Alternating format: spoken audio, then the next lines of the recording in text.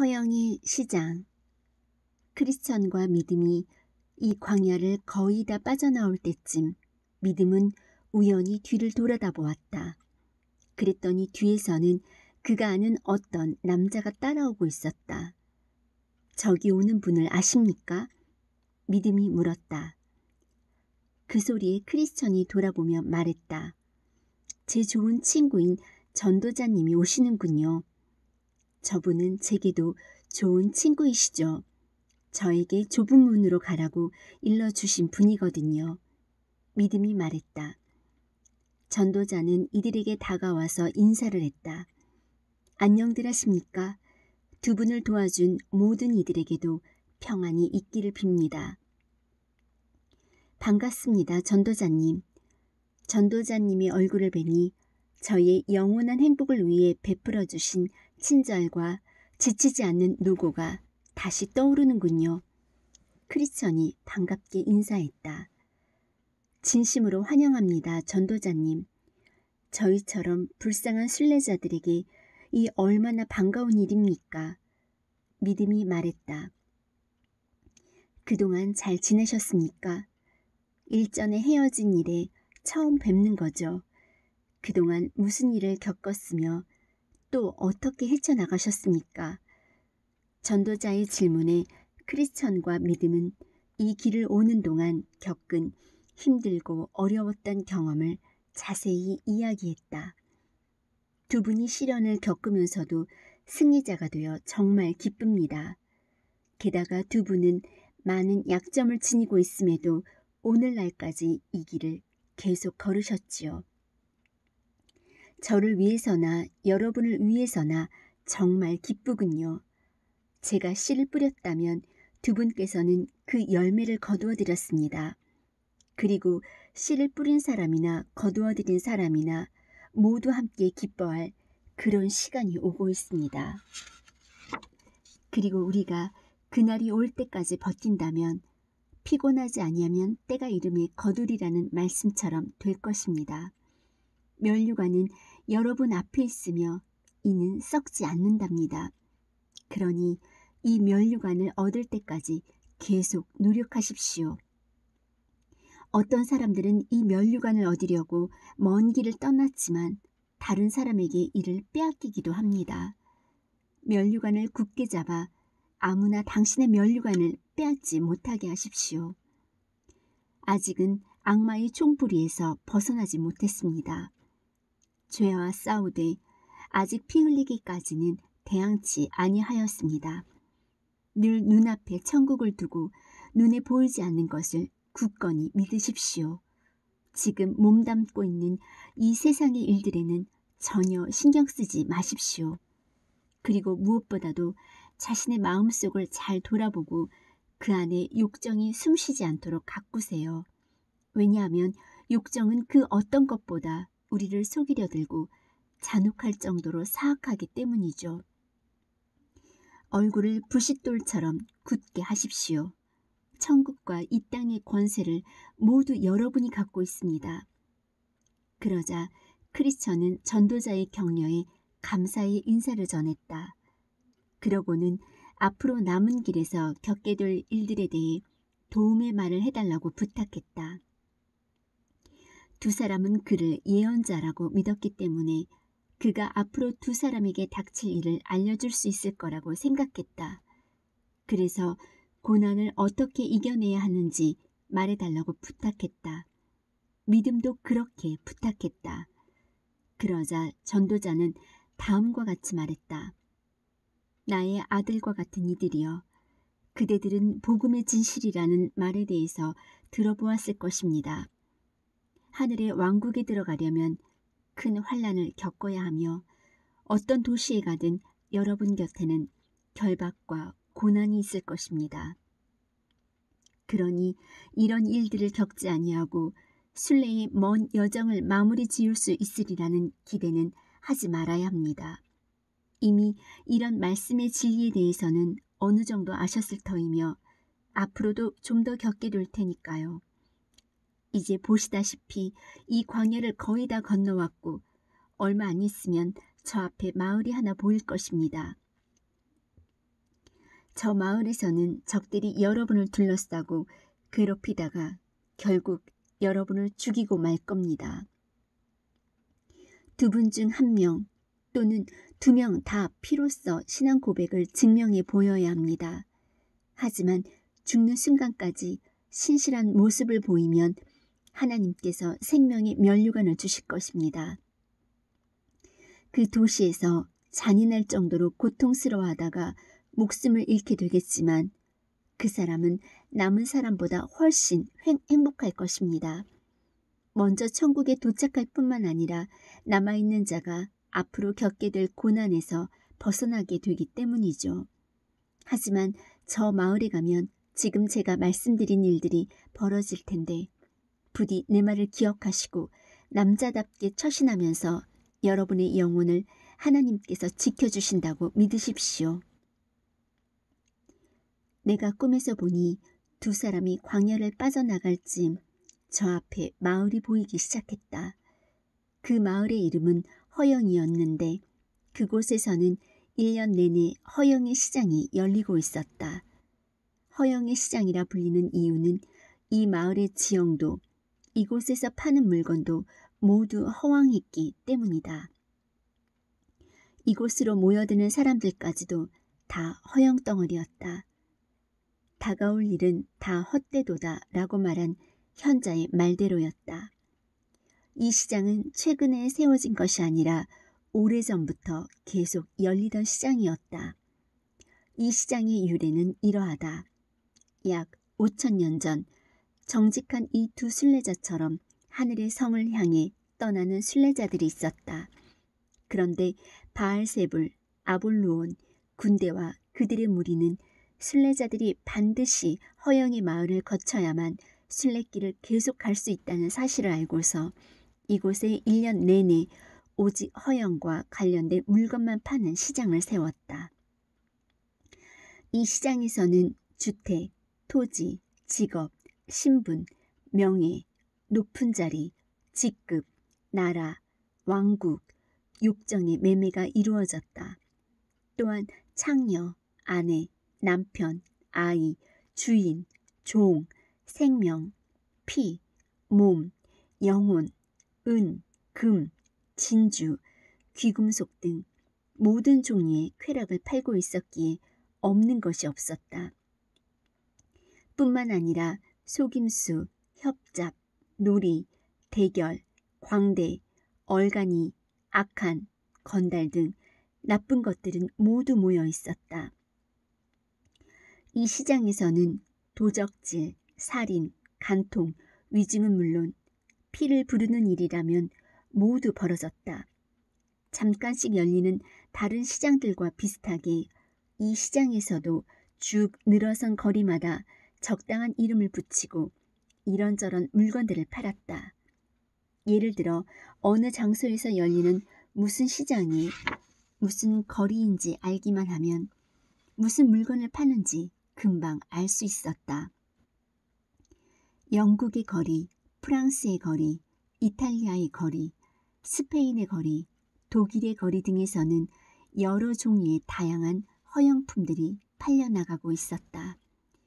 특정 시장에서 특정 상품이 날개 돋친 듯 잘 팔리는 것처럼 이 시장에서는 로마 제품이 가장 불티나게 팔려나갔는데 영국과 몇몇 나라만 이를 싫어했다. 앞서 말한 대로 하늘의 성으로 가기 위해서는 허영의 시장이 열리는 이 마을을 반드시 통과해야만 했다. 천국에 가려는 자가 이 마을을 지나가지 않는 방법이란 이 세상 밖으로 나가는 것뿐이었다. 왕 중의 왕이신 그리스도께서 자신의 나라에 가실 때도 시장이 열리고 있었다. 그리스도께 이 헛된 것들을 보여주며 사라고 한 자도 아마 이 시장의 주인 바알세불이었던 것 같다.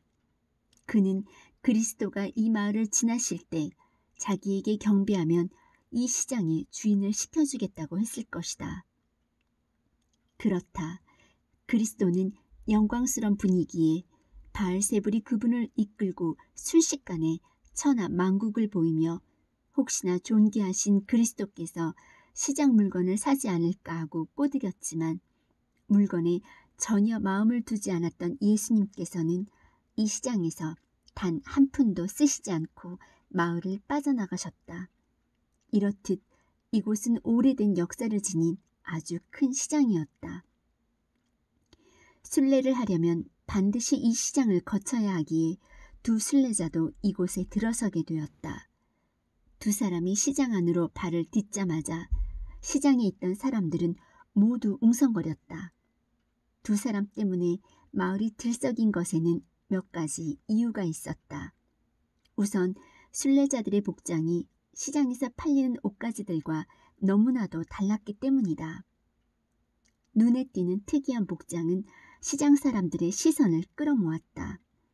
어떤 사람들은 이들을 보고 바보라고 했고 또 어떤 사람들은 미쳤다고 했으며 또 다른 사람들은 이방인이라고도 불렀다. 둘째, 두 사람의 옷차림을 의심스럽게 쳐다보던 시장 사람들에게는 이들의 말투도 낯설게 느껴졌다. 시장 사람들은 이 세상 사람들이었기 때문에 두 사람이 쓰는 가나안의 언어를 아무도 알아듣지 못했다.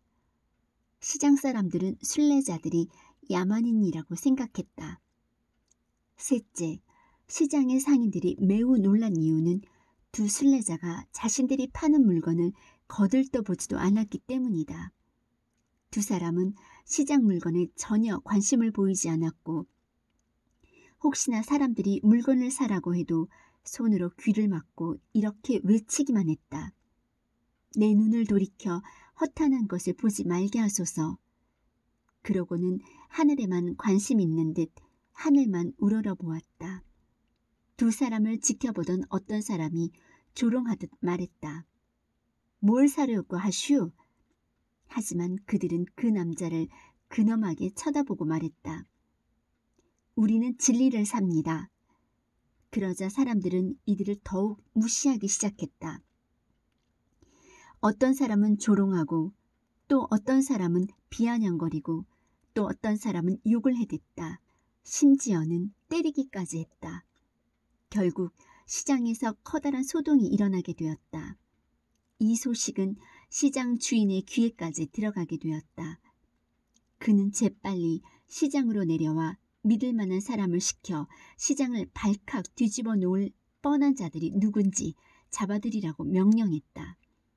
조사를 시작한 사람들은 두 순례자를 잡아들여 어디에서 왔으며 어디로 가고 있는지 그렇게 특이한 옷을 입고 무슨 짓을 했는지 캐물었다. 두 남자는 자신들은 이 땅에서 외국인이며 나그네라고 대답하면서 천상의 예루살렘이 있는 나라로 향하는 길이라고 말했다.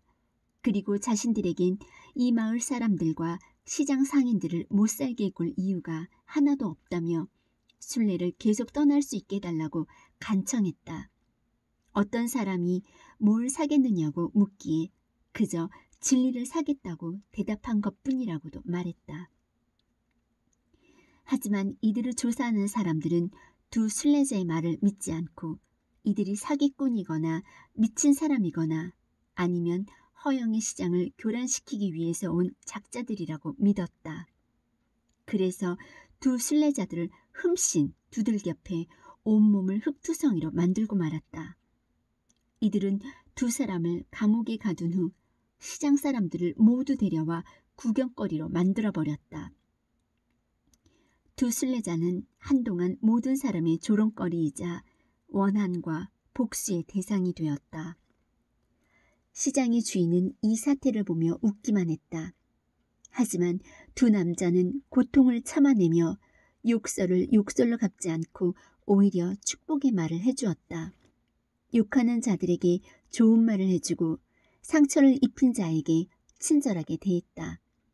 이 두 사람을 눈여겨본 몇몇 시장 사람들은 다른 사람들과 달리 선입견을 버리고 시장 사람들이 이들을 끊임없이 못살게 구는 모습을 비난하기도 했다. 이런 비난에 화가 난 사람들은 그런 말을 짓거리는 자들도 감옥에 갇혀있는 두 사람만큼이나 나쁜 공모자들이라며 그들도 두 순례자들과 함께 감옥에 가두어야 한다고 했다. 그러나 다른 사람들은 이 모든 광경을 볼 수 있었기에 순례자들이 조용하고 신중한 성품이며 남들을 해코지할 사람이 아니라고 응수했다. 그러면서 시장 사람들에게 흠씬 두들겨 맞은 두 순례자보다 이 시장에서 물건을 파는 사람 중에 감옥에 들어가 웃음거리가 돼야 할 사람이 더 많다고 했다. 시장 사람들은 양편으로 나뉘어 심한 말을 주고받고 서로 주먹다짐을 하기 시작했다. 그래도 두 순례자는 시장 사람들 앞에서 현명하고 침착한 몸가짐을 보였다. 하지만 두 순례자는 이 소동으로 인해 다시금 조사를 받으러 밖으로 끌려 나왔다. 이번엔 방금 있었던 시장에서의 폭동에 대한 책임이 두 순례자에게 있다는 죄명이었다. 시장 사람들은 두 사람을 참혹할 정도로 두드려 패 온몸을 만신창이로 만든 후 쇠사슬로 묶어 시장 바닥에 질질 끌고 다녔다. 그 누가 됐든 두 사람을 옹호하고 찬성하는 사람들에게 본때를 보이며 협박하기 위해서였다. 그러나 크리스천과 믿음이 훨씬 더 현명하게 처신하면서 숱한 멸시와 수치스러움을 유순하게 참아내는 바람에 몇 안 되는 수이긴 하지만 시장 사람들 몇몇의 마음을 돌려 자신들의 편에 서게 만들었다. 하지만 이 모습은 또 다른 사람들의 화를 더 크게 돋우었고 결국엔 두 사람에게 사형이 선고되고 말았다. 시장 사람들은 이들을 감옥에 가두고 쇠사슬을 채워 놓는 것도 모자라 자신들을 괴롭히고 모욕한 죗값을 물어 사형에 처해야 한다고 입을 모았던 것이다. 사형이 집행될 때까지 두 사람을 다시 감옥에 가둬 놓으라는 명령이 떨어졌다. 시장 사람들은 두 사람을 감옥에 넣고 발에는 착고까지 채웠다.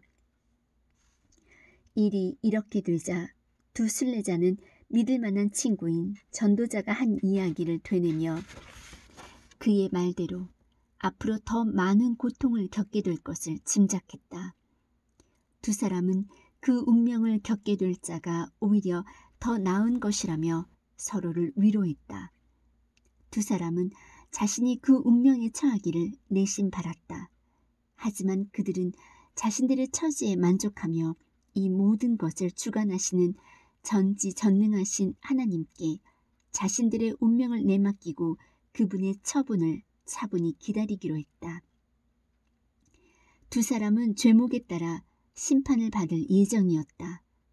드디어 심판의 시간이 다가왔고 두 사람은 적들 앞에 끌려나가 신문을 받게 되었다. 판사의 이름은 선을 혐오하는 귀족이었다. 두 사람의 기소장은 형식적으로는 다소 차이가 있었지만 그 요지는 일치했다. 이들은 상거리를 어지럽힌 적들이며 이 마을의 소동을 일으키고 분열을 조장했다. 또한 이 마을의 주인이 만든 법을 멸시하면서 매우 위험한 생각을 가진 무리를 결성했다. 이의 믿음은 가장 높은 사람보다 더 높으신 하나님께 대적하는 자들에게만 반론을 제기한 것이라며 반박했다. 그리고 그 소동은 자신과 아무 관계가 없으며 자신은 그저 평화를 사랑하는 사람일 뿐이라고 자기 편을 들어준 사람들은 자기들의 진실과 결백을 보고 악에서 선으로 입장을 바꾼 것뿐이라고 말했다. 그러고는 이 마을의 주인이 하나님의 적인 바알세불이기에 자신은 그와 그의 조력자들에게 맞서겠다고 대답했다. 그러자 감옥에 갇힌 죄수의 의견에 맞서 마을의 주인을 옹호할 사람은 앞으로 나와 반박할 증거를 대라는 명령이 떨어졌다. 시기와 미신과 아첨쟁이 이렇게 세 사람이 증인으로 앞에 나왔다. 재판장은 감옥에 갇힌 사람들을 아느냐고 물었고 순례자들이 마을의 주인에 대해 뭐라고 말했는지도 물었다.